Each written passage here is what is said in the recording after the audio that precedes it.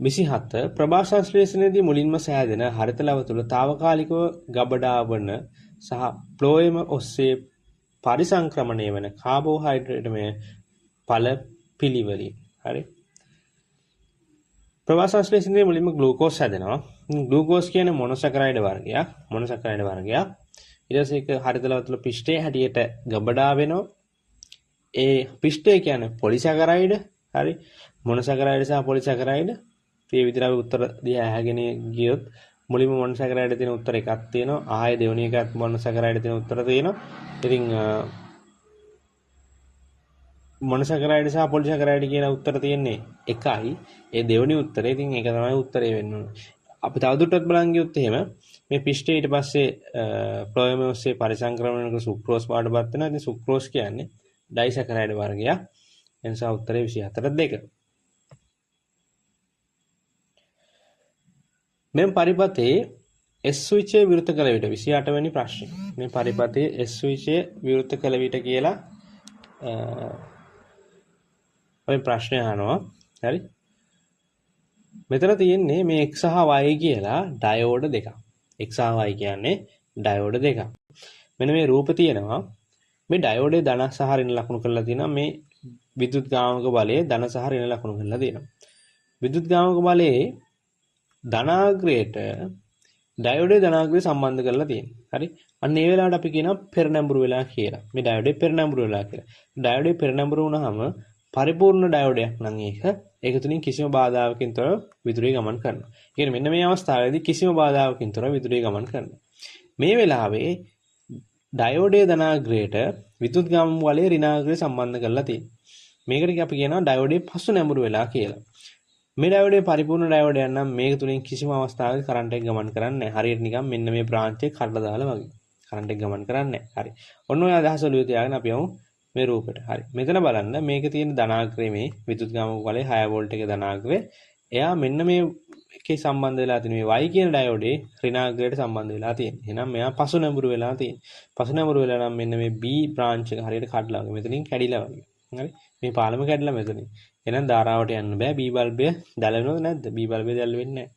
මේක ගත්තාම X ගත්තාම X පෙර නැඹුරු වෙලා තියෙන්නේ. කිසිම කරදරයක් නැතුව කරන්ට් එක යනවා. මේ බල්බය දැල් වෙනවා. මෙතන තියෙන ප්‍රතිරෝධයක්. ඒක සංකේතයෙන් දක්වලා තියෙනවා. ඉතින් ප්‍රතිරෝධයක් තිබ්බට කමන්නේ. මෙතනින් ධාරාව ගමන් කරනවා. C බල්බයක් දැල් වෙනවා. A සහ C බල්බ දෙක දැල් වෙනවා. ඒ විදිහට ගත්තොත් උත්තරේ 3. මිනිස් ඩිම්බයක තිබිය හැකි අලිංග වර්ණදේහ සංඛ්‍යාව සහ ලිංග වර්ණදේහ දේහය වන්නේ පිළිවෙලින්. හරි. මිනිස් ඩිම්බයක තියෙන්න පුළුවන් වර්ණදේහ සම්පූර්ණව 23යි. හරි. මෙතන අපි කතා කරන්නේ මිනිස් ඩිම්බයක. හරි. මිනිස් ඩිම්බයක. එතකොට මේ 23න් 22ක් ලිංග වර්ණදේහ වෙනවා. ඩිම්බයක තියෙන අනිත් එක වෙන්නේ අලිංගික වර්ණදේහ. ඒක වෙන්නේ X. හරි. ඒක වෙන්නේ X. මේ විදිහට ගත්තොත් ඒ උත්තරේ 29ට 2. මිනිසාගේ ශ්වසන ක්‍රියාවලියේදී ආශ්වාසයේ සිදුවන විට මහා ප්‍රාචීරයේ වක්‍රතාවය සහ උරස් කුහරයේ පරිමාව වෙනස් වන ආකාරය නිවැරදිව දැක්වෙන වර්ණය කුමක්ද? හරි. ආශ්වාසය කියන්නේ හුස්ම හුස්ම ඇතුළට ගන්නවා. හුස්ම ඇතුළට ගන්නවා. හුස්ම ඇතුළට ගන්න නම් මොකද වෙන්න ඕනේ අපේ පෙනහළු හොඳට ඇකිල්ලා තියලා හරියනද? පෙනහළු ඇකිල්ලා තිබිලා හරියන්නේ නැහැ. පෙනහළු ඇකිල්ලා තියලා හරියන්නේ නැහැ. පෙනහළු හොඳට විහිදලා තියෙන්න ඕනේ. කියන්නේ ලොකු පරිමාවක් ගන්න. එහෙම වෙන්න නම් මොකද වෙන්න මහා ප්‍රාචීරය? මහා ප්‍රාචීරයේ පල්ලෙහාට ගිහිල්ලා ඊට හදලා දෙන්න ඕනේ. ඉතින් මහා ප්‍රාචීරයේ එතකොට මොකද වෙන්නේ? මහා ප්‍රාචීරයේ වක්‍රතාවය අඩු වෙන්න ඕනේ. හරි? මහා ප්‍රාචීරයේ වක්‍රතාවය අඩු වෙනවා. උරස්කෝරේ පරිමාව වැඩි වෙනවා. එතකොටනේ වැඩි හුස්ම ප්‍රමාණයක් පෙනහළු වලට ගන්න පුළුවන්. හරි? හරි ඒ වගේම තමයි උරස්කෝරේ පරිමාව අඩු වෙනකොට පීඩනය අඩු වෙනවා. පීඩනය අඩු වෙනකොට ඉවත තියෙන වාතය ඔටෝමැටිකලි ඇදිලා එන්න පුළුවන්. පහසු වෙනවා. එතකොට එහෙනම් මහා ප්‍රාචීරයේ වක්‍රතාවය අඩු වේ කියන උත්තරේ මේ පැත්තෙන් ගන්න පුළුවන්. උරස්කෝරේ පරිමාව වැඩි වේ කියන උත්තරේ මේ පැත්තෙන් ගන්න පුළුවන්. එහෙනම් මේ දෙකම හරියන්නේ උත්තරේ 3. 31 විදුලි තාපකයක උෂ්ණ ක්ෂමතාවය 1000 වොට් වේ. මෙම තාපකයේ පැය දෙකක් ක්‍රියාත්මක වීමේදී වැය වෙන විද්‍යුත් ශක්ති ප්‍රමාණය අපිට ලියන්න පුළුවන් ශක්ති ප්‍රමාණය සමානයි ශ්‍රමතාවය වැඩි කිරීම කාලය කියලා. ඒතර මේ දීලා තියෙන ශ්‍රමතාවය 1000යි. කොච්චර කාලයක් මේක දුවලාද? පැය දෙකක්. එහෙනම් 2000යි වොට් පැය කියලා එනවා.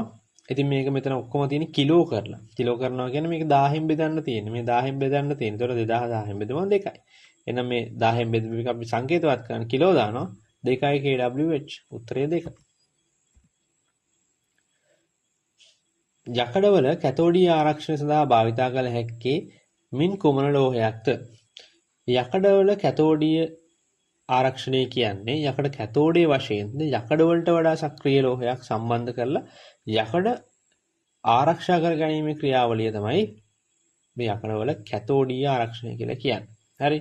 එතකොට යකඩ වලට වැඩි සක්‍රීය ලෝහයක් දාන්න ඕනේ. යකඩ වලේ සක්‍රීය ලෝහයක් කියන්නේ සක්‍රීයතා ශ්‍රේණිය දිහා බැලුවොත් එහෙම මෙතන සක්‍රීයතා ශ්‍රේණියේ යකඩ වලට උඩින් ඉන්න කෙනෙක් තමයි දාන්න ඕනේ. දැන් මේ උත්තරවල බැලුවොත් එහෙම සිල්ව කියන්නේ යකඩ වලට වැඩි පල්ලෙහාන් ඉන්න කෙනෙක්.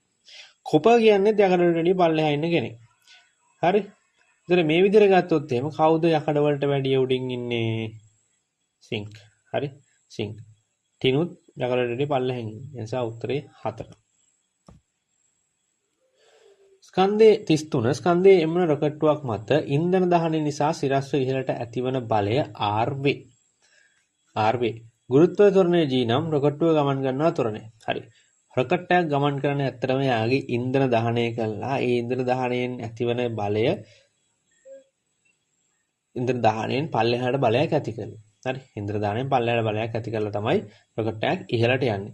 ඒ පල්ලෙහාට ඇති කරන බලයෙන් ප්‍රතිවිරුද්ධ බලයක් මේ රොකට් එක මත ඇති වෙනවා. හරි. පල්ලෙහාට බලයක් ඇති කරන රොකට්ටුව ඒ බලයේ ප්‍රතිවිරුද්ධ බලයක් කියන්නේ නිව්ටන්ගේ තුන්වෙනි නියමයෙන් විස්තර කරන පරිදි පල්ලෙහාට බලයක් තියෙනවා අනිවාර්යෙන් ඒ බලය ඇති කරන කෙනා මතත් බලයක් එන්නේ. අන්න ඒ බලය තමයි මේගොල්ලෝ මේ ගානේ R කියලා කියන්නේ. හරි. අන්න ඒ බලයෙන් තමයි රොකට් එක ඉහළට යන්නේ. ඒ විදිහටම රොකට් එකේ තව බරක් තියෙනවනේ. හරි. රොකට් එක මත බල දෙකක් තියෙන. එකක් තමයි ඉහළට යන්න තියෙන බලය සහ අනිත් එක බර. හරි. ඒ නිසා මේ රොකට් එක කොහොමද උඩට යන්නේ? එහෙනම් මම ඉහළ දිශාවට F සමානයි මේ දානවා. එහෙනම් ඉහළ දිශාවට F සමානයි m මේ දානවා නම් මේ පද්ධතිය ඉහළ තියෙන සියලුම බල ධන කියලාත් මේ පද්ධතිය පල්ලෙහාට තියෙන සියලුම බල ඍණ කියලාත් ගන්න ඕනේ. හරි. උඩට තියෙන බලය කවුද? R. පල්ලෙහාට තියෙන්නේ mg. පල්ලෙහාට තියෙන ඍණ mg සමානයි m කියන්නේ මගේ ස්කන්ධය, a කියන්නේ මගේ ත්වරණය. හරි. මම දෙපැත්තම m වලින් බෙදනවා. එතකොට මට එනවා r ඍණ mg බෙදීම m සමානයි a කියලා. හරි. මේ උත්තරේ මොකද්ද මේ වගේ තියෙන්නේ? උත්තරේ 1. රූපයේ දී ඇත්තේ වායුමය හයිඩ්‍රෝකාබන 4ක ස්කන්ධ වේ. බින් සමාන අණු සංඛ්‍යාවක් අඩංගු වන්නේ කුමන ඒවායේද කියලා අහනවා. හරි. කුමන ඒවායේද කියලා අහනවා. එතකොට මම දන්නවා මවුල ගණන සමානයි ස්කන්ධයේ බෙදීම මৌলিক ස්කන්ධය. මවුල ගණන සමානයි මවුල ගණන සමානයි ස්කන්ධයේ බෙදීම මৌলিক ස්කන්ධය. මම නියදියක් ගත්තාම ඒකේ මවුල ගණන සමානයි මৌলিক ස්කන්ධයේ බෙදීම මৌলিক ස්කන්ධය. එතකොට අනුගණන ලියන්න පුළුවන්. අනුගණන සමාන මවුල ගණන වතාවක් ඇවගාඩ්‍රෝ නියතය. හරි. ඇවගාඩ්‍රෝ නියතය කියන්නේ නියතයන්නේ ළමයි. හරි. නියතයන් නිසා අපි ඒක නියතයක් හැටියට තියාගන්න. එතකොට අපිට එනවා අනුගණන සමානයි නෙමෙයි අනුගණන අල්ලෝම සමානුපාතිකයි මවුල ගණනට. හරි. අපි මේ සෙට් එකේම මවුල ගණන හොයාගත්තා නම් ඒ සමාන මවුල ගණනක් තියෙන ඒවල සමාන අනුගණනක් තියෙනවා. හරි. පළවෙනි එක ගත්තොත් එහෙනම් මවුල ගණන ස්කන්ධය දීලා තියෙන 8ක් මෞලික ස්කන්ධය කාබන් එකයි තියෙන්නේ නැත්නම් 12යි හයිඩ්‍රජන් තියෙනවා 4ක් 16යි. එතකොට 8 බෙදීම 10.5. ඔය විදිහට ඔය කැල්කියුලේෂන් එක කරගෙන ගියාට පස්සේ මට එනවා B සහ D ටයි සමාන මවුල ගණන. එහෙනම් සමාන මවුල ගණනක් තියෙනාගේ සමාන අණු ගණනක් තියෙනවා. නිසා B සහ D තමයි උත්තරේ. හරි. මේ විදිහට බැලුවොත් උත්තරේ 3. හරි. 35 වෙනි ප්‍රශ්නේ. මේකත් ලේසි ප්‍රශ්නයක්. 0.4 මීටර වැඩි කිරීම 0.3 වෙන සැහැල්ලු ඍජු කෝණාශ්‍රාකාර තහඩුවක් ඕලක්ෂයකින් විවර්තනය කරලා තියෙනවා. කියන්නේ එල්ලලා තියෙනවා. විවර්තනය කර A මත රූපය දක්වා ඇති ආකාරයට 5 නිව්ටන් සහ 4 නිව්ටන් බල දෙකක් යොදා ඇත. තහඩුව මත ඕලක්ෂය වටා බල ගූර්ණය කුමක්ද? හරි. දාලා තියෙන බල කවුද? දාලා තියෙන 4 නිව්ටන් and 5 නිව්ටන්. හරි. 4 නිව්ටන් සහ 5 නිව්ටන්. හරි. එතකොට අපිට පුළුවන් බලගූර්ණය ලියන්න බලයේ විශාලත්වය වැඩි කිරීම බලයේ ක්‍රියාරේඛාවට ගූර්ණ ගන්න අක්ෂයේ සිට ඇති ලම්බක දුර. හරි. දැන් මේ 4 නිව්ටන් බලය ගත්තොත් එහෙම බලයේ ක්‍රියාරේඛාව වෙන්නේ මෙන්න මේක. බලය මෙතන යනවා බලයේ ක්‍රියාරේඛාව වෙන්නේ මෙහෙම දිගටම තියෙනවා. කොහොමද බලයේ ක්‍රියාරේඛාව? බලයේ විශාලත්වය කොච්චරද 4යි. බලයේ විශාලත්වය 4යි බලයේ ක්‍රියාරේඛාව මෙන්න මේක. බලයේ ක්‍රියාරේඛාවට ගූර්ණ ගන්න ලක්ෂය ඉදලා තියෙන දුර. මෙතන තමයි ගූර්ණ ගන්න ලක්ෂය ක්‍රියාරේඛාවට තියෙන දුර 0.4යි. එහෙනම් 4 වැඩි කිරීම 0.4. 1.6. ඒ වගේම තමයි මේ 4යි නිව්ටන් බලයෙන් මෙයාව කරකවන්න යන්නේ කොයි පැත්තටද? මෙන්න මෙහෙට. මෙන්න මෙහෙම උඩට වගේ ඔය උඩට වගේ. ඒතකොට ඒක ගත්තොත් එහෙම ඒක ඔරලෝසුව කටු කරගෙන පැත්තද අනිත් පැත්තද? ඔරලෝසුව කටු කරගෙන පැත්ත. ඔරලෝසුව කටු කරගෙන පැත්තට අපි කියනවා දක්ෂිණාවර්තයි කියලා. දක්ෂිණාවර්තයි කියලා කියනවා. හරි. මේ විදිහටම ගත්තොත් මේ 5යි නිව්ටන් බලයේ විශාලත්වය කොච්චරද? බල ගූර්ණය කොච්චරද? මං කිව්වා බලයේ විශාලත්වය 5යි. බලයේ ක්‍රියාරේඛාවට ගූර්ණ ගන්න ලක්ෂය හරි අක්ෂය හරි ඇතුළේ දුර. බලයේ ක්‍රියාරේඛාවට ගූර්ණ ගන්න ලක්ෂය හෝ අක්ෂය ඉඳලා දුර තියෙනවද? නෑ. මෙන්න මේ අක්ෂය හරහාමයි යන්නේ. ඒක කිසිම ලම්බක දුරක් එයාට නෑ. හරි. ඔන්න එයා මේ හරියේ හිටියනම් ඔන්න මෙහෙම පහ ගියා නම් මෙන්න මේ බලයේ ක්‍රියාරේඛාව මෙහෙම වෙනවා. මෙතන ඉඳලා මෙතන තියෙන දුර තමයි එහෙනම් වෙන්නේ. හැබැයි මෙතන එහෙම වෙන්නේ නෑ. නිසා මෙතන බිඳුවයි. ඒ නිසා මේ ප්‍රශ්නේ හැටියට අපිට බල ගූර්ණය එන්නේ මේ 4යි නිව්ටන්ගෙන් විතරයි. 4යි නිව්ටන්ගෙන් විතරයි. මේ අනුව ගත්තොත් උත්තරේ එන්නේ 2.1.6 නිව්ටන් මීටර් දක්ෂිණාවර්තව කියන එක. හරි. දැන් මං කරේ මම දැන් මෙන්න වෙනස් තව ගානක් මම කරනවා. 5යි නිව්ටන් බලය මම මෙතන තිබ්බෙක් කෙනාව මෙතන තිබ්බෙක් කෙනා මෙන්න මෙතනට ගෙනාවා. මෙතන තිබ්බෙක් කෙනා මෙතනට ගෙනාවා. හරි. දැන් බලමු එයාගේ ගූර්ණය. දැන් බලමු එයාගේ ගූර්ණය. හරි. බලයේ විශාලත්වය කොච්චරද? 5යි. බලයේ ක්‍රියාරේඛාවට තියෙන ලම්බක දුර බලයේ ක්‍රියාරේඛාව මෙන්න මෙහෙම යනවා. හරි. බලයේ ක්‍රියාරේඛාව මෙන්න මෙහෙම යනවා. යාට තියෙන ලම්බක දුර 0.3යි. මෙතන ඉඳලා මෙතන තියෙන දුර 0.3යි. එහෙනම් මට එනවා 1.5 නිව්ටන් මීටර කියලා. දැන් මේ බලයෙන් මම මේ 5 නිව්ටන් බලයෙන් මේ ඕලක්ෂය කොයි පැත්තටද කරකවන්න යන්නේ? මේ පැත්තට නේද? මෙහෙට තමයි කරකවන්නේ. මේ පැත්තට කරකවන්නේ මේ උඩහට. හරි. උඩහට කරකවන්නේ. නේද? ඒක අපි දන්නවා වාමාවර්තය කියලා. හරි. වාමාවර්තය. එතකොට මේ 4යි නිව්ටන් කෙනාගේ කලින් විදිහටම එයා කරකවන්න යන්නේ උඩට. එයාගේ විශාලත්වය 1.6යි. එයාගේ විශාලත්වය 1.6යි. වාමාවර්ත කෙනෙකුත් දක්ෂිණාවර්ත කෙනෙකුත් ඉන්නවා වාමාවර්ත කෙනෙකුත් ඉන්නවා. එහෙනම් මෙයාගේ සංප්‍රයුක්ත බල ගූර්ණය වෙන්නේ දක්ෂිණාවර්ත කෙනාගේ වාමාවර්ත කෙනා අඩු කරනවා. හරි. 1.6 වැඩි 1.6 නිව්ටන් මීටර් අඩු කරන 1.5යි නිව්ටන් මීටර්. එතකොට අපිට 0.1යි නිව්ටන් මීටර් ඉතුරු වෙනවා. එයා කොයි පැත්තටද? එයා දක්ෂිණාවර්තව ඉතුරු වෙනවා. හරි. දක්ෂිණාවර්තව ඉතුරු වෙනවා. මම හිතනවා මේක තේරෙන්නේ නැති කියලා. තේරුම් නැත්නම් ආයෙත් මේ කොටස බලන්න. එතකොට ඔයාලට තේරෙනවා. හරි. හයිඩ්‍රජන් ක්ලෝරයිඩ් සහ ජලයේ තාපාංකයේ පිළිවෙලින් ඍණාසු 5 හා 100 වේ. මේ වෙනසට හේතුව පැහැදිලි කරන්නේ කුමන ප්‍රකාශයෙන්ද? උත්තරේ 1 හයිඩ්‍රජන් ක්ලෝරයිඩ් අණු අතර අන්තර් අණුක ආකර්ෂණ බල ජල අණු අතර අන්තර් ආකර්ෂණ බලට වඩා වැඩි වේ කියන එක තමයි උත්තරය වෙන්නේ. හරි. මෙතන ගත්තොත් එහෙම මෙතන මේ ඔක්සිජන් සහ හයිඩ්‍රජන් අතර හයිඩ්‍රජන් බන්ධන කියලා જાතියක් හැදිලා තියෙනවා. හරි. ඔක්සිජන් සහ හයිඩ්‍රජන් අතර හයිඩ්‍රජන් බන්ධන කියලා જાතියක් හැදිලා තියෙනවා. හරි. ඔක්සිජන්, ෆ්ලෝරින්, නියෝන් වගේ දේවල් අතර හයිඩ්‍රජන් බන්ධන කියලා ඇති වෙනවා. ඉතින් මේ හයිඩ්‍රජන් බන්ධන තියෙන සංයෝගවල මේ අණු අතර ඇතිවන ආකර්ෂණ බල එහෙම නැත්නම් අන්තර් අණුක ආකර්ෂණ බල මේ අන්තර් අණුක ආකර්ෂණ කියන්නේ අණු අතර ඇතිවන ආකර්ෂණ බල බොහෝ සෙයින් ප්‍රබලයි. බොහෝ සෙයින් ප්‍රබලයි. හරි. ඒකින්ද අණුවක් තව අණුවකින් ගැලවිලා යන්න දෙන්න ඕන ශක්තිය ගොඩක් වැඩි මේ හයිඩ්‍රජන් බන්ධන කියන කට්ටිය තියෙන අණු. හැබැයි මෙතන HCl ගත්තාම HCl අතර හයිඩ්‍රජන් බන්ධන නැහැ. එහෙම නැත්නම් අන්තර් අණුක ආකර්ෂණ බල ගොඩක් දුර්වලයි. ඒ හින්දා තමයි HCl ගේ තාපාංකය හරි HCl ගේ තාපාංකය ගොඩක් අඩු වෙලා තියෙන ජලයට වැඩි. මොකද ජලයේ ගත්තොත් එහෙනම් මේ අණු දෙකක් කඩලා අයින් කරන්න. එහෙනම් දැන් ජල දෙකක් අණු දෙකක් කඩලා ඒක වාෂ්ප කරන්න දෙන්න ඕන ශක්තිය මේ HCl අණු දෙකක් කඩලා වාෂ්ප කරන්න දෙන ශක්තියට වැඩිය ගොඩක් වැඩි. ඒ නිසා තමයි මේ තාපාංග වෙනස් වෙලා තියෙන්නේ. හරි. ඒ නිසා උත්තරේ 36ට 1. දුරුතරාදියක එල්ලෙනද සිංක් කැබැල්ලක් හයිඩ්‍රොක්ලෝරික් අම්ලයක ද්‍රාවණයක ගිල්ලා ප්‍රතික්‍රියාවෙන් සලසන ලද අතර ප්‍රතික්‍රියාව ආරම්භ වී මද වේලාවකට පසු එම අම්ල ද්‍රාවණයෙන් තවත් ප්‍රමාණයක් ප්‍රතික්‍රියාව මිශ්‍රණය කරන ලදී. දුරුතරාදි පාඨාංක M කාලයේ T එරෙහිව ප්‍රස්ථාරගත කළ හොත් මින් කුමන ප්‍රස්ථාරය ලැබීමට වැඩියෙන්ම ඉඩ තිබේද කියලා අහන්න. හරි. අපි දන්නවා සිංක් කැබැල්ලක් HCl වලට දාපුවාම මෙන්න මේ පහත ආකාරයට ප්‍රතික්‍රියාව සිද්ධ වෙනවා. හරි. ඒ කියන්නේ සිංක් ප්‍රතික්‍රියා කළා සිංක් ක්ලෝරයිඩ් එක්ක හයිඩ්‍රජන් වායුව පිට කරනවා. සිංක් ක්ලෝරයිඩ් එක හයිඩ්‍රජන් වායුව පිට කරනවා. හරි. එතකොට මෙතනදී කියන්නේ මුලින්ම දුරුතරාදිය ගෙල්ලා තියෙනවා. අන ප්‍රතික්‍රියාවෙන් ඉඩසලසලා තියෙනවා.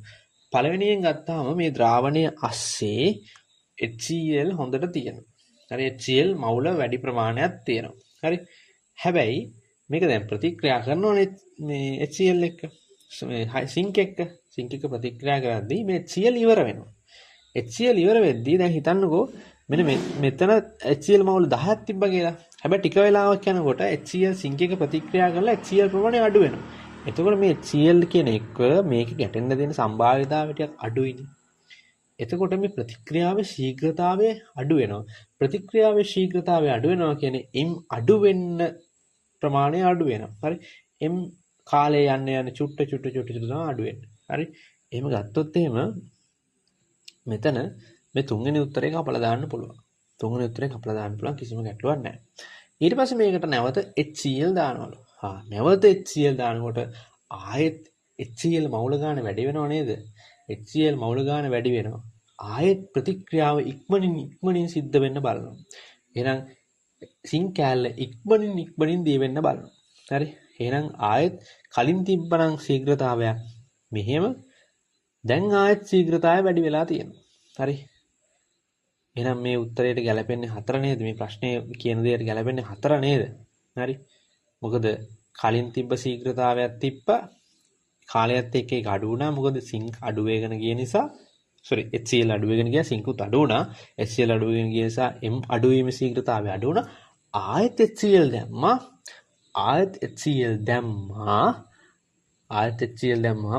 ආයෙත් M වියෝජනය වීම නැත්නම් සිංක් අඩු වීම ශීඝ්‍රයෙන් සිද්ධ වෙගෙන ගියා. හරි. ගිහිලා සිංක් බිඳුවක් වෙලා M අඩු වීම බිඳුවක් වෙලා එහෙම නැත්නම් සිංක් කැලල දිය වෙලාම යන්න ගිහිල්ලා. හරි. සිංක් කැලල දිය වෙලාම යන්න ගිහිල්ලා. උත්තරේ 37ට 4. පහත සඳහන් ප්‍රකාශ අතරින් වැරදි ප්‍රකාශය කුමක්ද? වායුගෝලයේ ක්ලෝරෝෆ්ලෝරෝ කාබන එක්වීමෙන් අම්ල වැසි ඇතිවේ. වැරදි ප්‍රකාශය නිසා ගත්තම වැරදි එක කියලා වලට තේරෙන්න ඕනේ. 2 හරිතාගාර ආචරණය ජීවය පවත්වාගෙන යාමට අත්‍යවශ්‍ය වේ. හරි. ගෝලීය උණුසුම් වීම කෙරෙහි හරිතාගාර ආචරණය බලපායි. හරි. නයිට්‍රජන් ඔක්සයිඩ් ඕසෝන් ස්තරය හායනය වීම කෙරෙහි බලපෑයි. හරි. අම්ල වැස්සක් කියන්නේ දැන් අපි දන්නවා සාමාන්‍යයෙන් වැහි ජලයේ pH අගය 5.6ක් විතර වෙනවා. ඊට වඩා බොහෝ සෙයින් pH අගය අඩු වැසි වලට අපි කියනවා අම්ල වැස්සක් කියලා. හරි. එතකොට මේ වගේ අම්ල වැස්සක් ඇති වෙන්න සල්ෆර් ඩයොක්සයිඩ් නයිට්‍රජන් ඩයොක්සයිඩ් වගේ වායු හේතු වෙනවා. හරි. හරිතාගාර ආචරණය කියන්නේ සූර්යාගේ ඉඳලා පැමිණෙන ආලෝක කිරණ පෘථිවි පෘෂ්ඨයෙන් සම්පූර්ණයෙන්ම පරාවර්තනය වෙන්න නොදී තාපයේ යම් කොටසක් රඳවා ගැනීමේ ක්‍රියාවලට තමයි හරිතාගාර ආචරණය කියලා කියන්නේ. මේ හරිතාගාර ආචරණය ජීවයේ පැවැත්මට අනිවාර්යෙන් ඕනේ. හරි. ඒ නිසා හරිතාගාර ආචරණය වැඩියෙන් සිද්ධ වුණොත් තමයි ඒක අපිට ගෝලීය උණුසුම කියලා ප්‍රශ්නයක් වෙන්නේ. හැබැයි හරිතාගාර ආචරණය ජීවයේ පවත්වාගෙන යන්න අත්‍යවශ්‍යයි. හරි. ඊට පස්සේ ඕසෝන් ස්තරය ගත්තොත් ඕසෝන් හායනය ඒ ගැන කතා කරොත් එහෙම ඕසෝන් ස්තරය පෘථිවියේ ඉඳලා කිලෝමීටර් 25ක් විතර උසින් ස්තරයක් හැටියට තියෙනවා.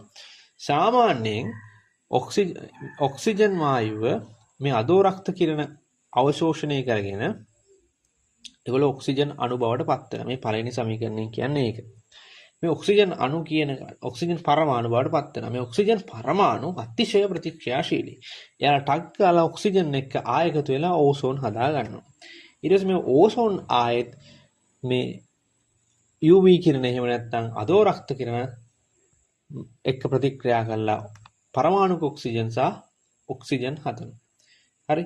මේ පරමාණුක ඔක්සිජන් නැවත ඕසෝන් එක ප්‍රතික්‍රියා කරලා ඔක්සිජන් හදනවා. ඕක තමයි ස්වභාවික ක්‍රියාවලිය. ඕක සාමාන්‍යයෙන් වෙනවා. හරි. ඕක සයිකල් එකක් කරන දිගින් දිගටම වෙනවා.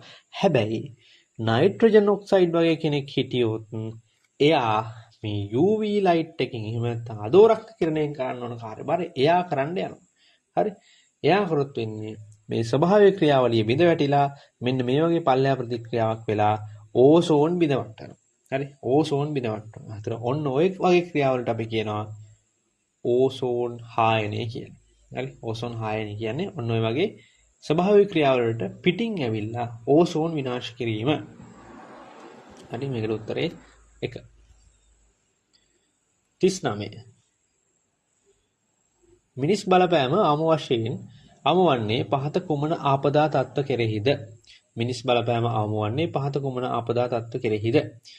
පළවෙනි එක සුනාමි, දෙක ප්‍රභා රසායනික ධූමිකාව, 3 ආගන්තුක ශාක පැතිරවීම, වන සතුන් ජනාවාස ආක්‍රමණය කිරීම. හරි. මොකද්ද මේ ප්‍රභා රසායනික ධූමිකාව කියන්නේ? ප්‍රභා රසායනික ධූමිකාව කියන්නේ පොසිල ඉන්ධන දහනයෙන් නිකුත් කරන නයිට්‍රජන් වල ඔක්සයිඩ්, නොදැවුණු හයිඩ්‍රෝකාබන 15 සෙල්සියස් වලට වැඩිය උෂ්ණත්වයේදී හිරුවෙලිය යටතේ ඕසෝන් ඇල්ඩිහයිඩ්, පෙරොක්සි ඇසිටයිල් නයිට්‍රේට්, පෙරොක්සි බෙන්සයිල් නයිට්‍රේට් බවට පත් වීමේ ක්‍රියාවලිය තමයි ප්‍රකාශ රසායනික ධූමිකාව කියන්නේ. මේ නිකන් කහපාට තිමිරයක් වගේ එකක්. මේවා ඇස්වල ගැටුණාම ඇස්වල දැවිල්ල වගේ දේවල් ඇති වෙන්න පුළුවන්. හරි. ඔය ප්‍රභා රසායනික ධූමිකාව කියන්නේ. ඒතර ප්‍රභා රසායනික ධූමිකාවට මිනිසුන්ගේ බලපෑමක් තියෙනවානේ.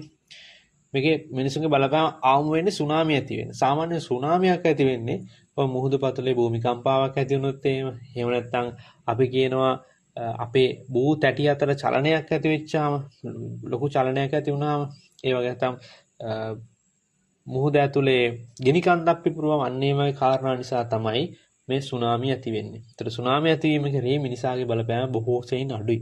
ඒ නිසා 39 උත්තරේ 1. සාම්ප්‍රදායික වැවක වැව් බැම්ම සේදී යාම වැළැක්වීම සඳහා ඇති අංගය කුමක්ද? වැව් බැම්ම හේදිලා යන්න. වැව් බැම්ම හේදිලා යන්න තියෙන අංගය තමයි රළපනාව කියලා කියන්නේ. අපි බලමු අනිත් දීලා දෙන උත්තර වලින් මොනවද කාර්යභාරයන් කියලා. බිසව කොටුව ගත්තොත් එහෙම සොරව හරහා ජලය පිට කරනකොට ඒ ඇතිවන